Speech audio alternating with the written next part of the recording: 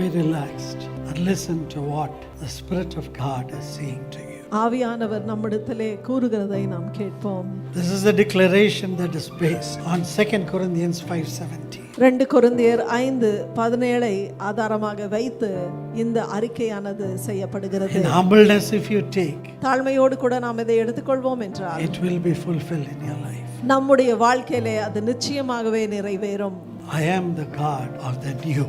புதிதான காரியத்தின் தேவனாக நான் இருக்கிறேன்.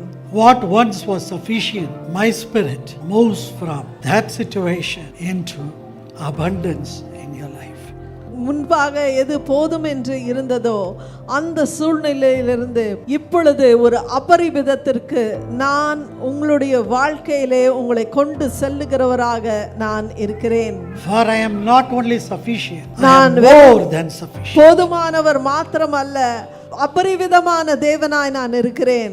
Old ways of doing things will not suffice these days. முன்பாக நீங்கள் பழைய காரியங்களை செய்த அது இந்த நாட்களிலே அது போதாது. They won't work in this new season. புதிய இந்த காலகட்டத்திலே அது கிரியை செய்யாது. This is a new season. இது ஒரு புதிய காலகட்டமாக இருக்கிறது. This is a season of my spirit. இது என்னுடைய ஆவியின் ஒரு காலமாக You have இருக்கிறது. not been in this way before. இப்படியாக நீங்கள் முன்பாக இருந்ததில்லை. But I have gone before you. ஆனால் நான் உங்களுக்கு முன்பாக செல்லுகிறேன். And I have mapped all things for you. உங்களுக்காக எல்லா காரியத்தையும் நான் வரையறைத்து வைத்திருக்கிறேன். The plans that God has for us கர்த்தர் நமக்கென்று வைத்திருக்கிற திட்டங்களானது is too beautiful. அது மிகவும் அழகானதாக இருக்கிறது. You see, than our loftiest imaginations. நாம் எவ்வளவு சிந்திக்க முடியுமோ அதற்கும் மேலாக அது இருக்கிறது. For the Lord ஏனென்றால் is working more than we can ask or imagine, according to the power that works in every one of us.